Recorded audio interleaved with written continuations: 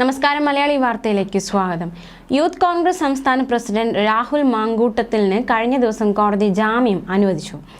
ശക്തമായ വാദപ്രതിവാദമാണ് കോടതിയിൽ രാഹുലിന് വേണ്ടി അരങ്ങേറിയത്. ഇരുഭാഗത്തെയും വക്കീലന്മാരുടെ രൂക്ഷമായ വാദപ്രതിവാദം.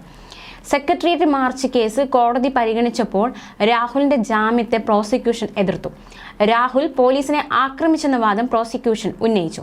രാഹുൽ മാങ്കൂട്ടത്തിൽ ആക്രമണത്തിൽ പ്രധാന പങ്കാളിയാണ്, ആക്രമണത്തിന് നേതൃത്വം കൊടുത്തു എന്നതടക്കമുള്ള ആരോപണങ്ങളാണ് പ്രോസിക്യൂഷൻ ഉന്നയിച്ചത്.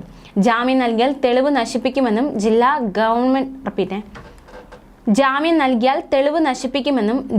ഗവൺമെന്റ് പ്ലീഡർ ടി ഗീനാകുമാരി കോടതിയിൽ വാദിച്ചു. എന്നാൽ രാഹുൽ മാങ്കൂട്ടത്തിലിന്റെ അഭിഭാഷകൻ മൃദുൽ ജോൺ മാത്യു പറഞ്ഞത് ഇപ്രകാരമാണ്: രാഹുൽ സമരം ഉദ്ഘാടനം ചെയ്യുക മാത്രമാണ് ചെയ്തത്. സർക്കാരിനെതിരെയുള്ള പ്രതിഷേധമാണ് നടന്നത്. പോലീസാണ് പ്രതിക്കെതിരെ ആക്രമണം നടത്തിയത്. രാഹുൽ ജനുവരി 6 വരെ ആശുപത്രിയിലായിരുന്നു. 7-ന് വിവിധ ചടങ്ങുകളിൽ പങ്കെടുത്തു. എന്നിട്ടും നോട്ടീസ് പോലും നൽകാതെ വീട്ടിൽ ചെന്ന് പുലർച്ചെ അറസ്റ്റ് ചെയ്ത ശേഷമാണ് ജാമ്യമില്ലാ വകുപ്പുകൾ ചുമത്തിയതെന്നും വക്കീൽ വാദിക്കുകയുണ്ടായി. എന്തായാലും ശക്തമായ വാദപ്രതിവാദങ്ങൾ, അതിനൊടുവിലാണ് രാഹുൽ മാങ്കൂട്ടത്തിലിന് ജാമ്യം കഴിഞ്ഞ ദിവസം കിട്ടിയത്. അതേസമയം രാഹുൽ മാങ്കൂട്ടത്തിലിന്റെ അറസ്റ്റിൽ പ്രതിഷേധിച്ച് യൂത്ത് കോൺഗ്രസ് നടത്താനിരുന്ന സെക്രട്ടേറിയറ്റിലേക്കുള്ള നൈറ്റ് മാർച്ച് രാഹുലിന്റെ ജയിൽ മോചനത്തോടെ ആഹ്ലാദ പ്രകടനമായി മാറി. ജാമ്യം കിട്ടി ഏകദേശം 5 മണിക്കൂറിന് ശേഷം രാത്രി 9:17-ന് പൂജപ്പുര സെൻട്രൽ ജയിലിൽ നിന്ന് പുറത്തിറങ്ങിയ രാഹുൽ മാങ്കൂട്ടത്തിലിനെ പ്രധാന ഗേറ്റിൽ നിന്ന് പ്രവർത്തകർ തോളിലേറ്റി തുറന്ന ജീപ്പിലെത്തിച്ചു. ഇരുമ്പഴിക്കുള്ളിൽ അടച്ചാലും ഫാസിസ്റ്റ് സർക്കാരിനെതിരായ പോരാട്ടം അവസാനിക്കില്ലെന്ന് രാഹുൽ പറഞ്ഞതിന് പിന്നാലെ പ്രവർത്തകർ വെടിക്കെട്ടിന് തിരികൊളുത്തി. കോടതി നടപടികൾ പൂർത്തിയാകാൻ താമസിച്ചതോടെ പൊതുമുതൽ നശിപ്പിച്ച വകയിലുള്ള 1360 രൂപ നഷ്ടപരിഹാരം ട്രഷറിയിൽ അടയ്ക്കാൻ സാധിക്കാതിരുന്നത് ജയിൽ മോചനം വൈകാൻ കാരണമായി. ജയിൽ മോചിതനായതിനു പിന്നാലെ മുഖ്യമന്ത്രി പിണറായി വിജയനെതിരെ രൂക്ഷ വിമർശനമാണ് യൂത്ത് കോൺഗ്രസ് സംസ്ഥാന അധ്യക്ഷൻ രാഹുൽ മാങ്കൂട്ടത്തിൽ ഉന്നയിച്ചത്.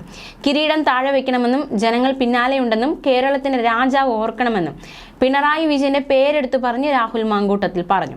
ജയിൽ മോചിതനായ ഉടൻ യൂത്ത് കോൺഗ്രസ് പ്രവർത്തകർ നൽകിയ സ്വീകരണത്തിന് ശേഷം പ്രവർത്തകരെ അഭിസംബോധന ചെയ്ത് സംസാരിക്കവെയാണ് മുഖ്യമന്ത്രിക്കെതിരെ രാഹുൽ മാങ്കൂട്ടത്തിൽ ഇത്തരത്തിലുള്ള വിമർശനം ഉന്നയിച്ചത്.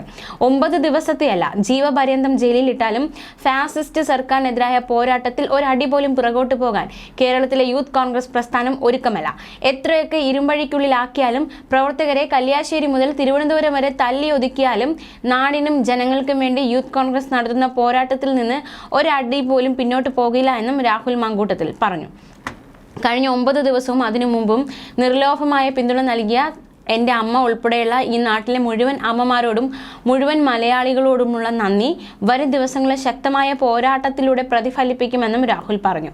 ഒരൊറ്റ കാര്യം ഈ നാട് വാഴുന്ന രാജാവാണെന്ന് വിചാരിക്കുന്ന പിണറായി വിജയനോട് സൂചിപ്പിക്കാൻ ആഗ്രഹിക്കുന്നു: കിരീടം താഴെ വയ്ക്കുക, ജനങ്ങൾ പിന്നാലെ ഉണ്ടെന്ന് കേരളത്തിൻ്റെ രാജാവ് ഓർക്കുക എന്നായിരുന്നു രാഹുൽ അടിവരയിട്ട് പറഞ്ഞത്. ന്യൂസ് ഡെസ്ക്, മലയാളി വാർത്ത.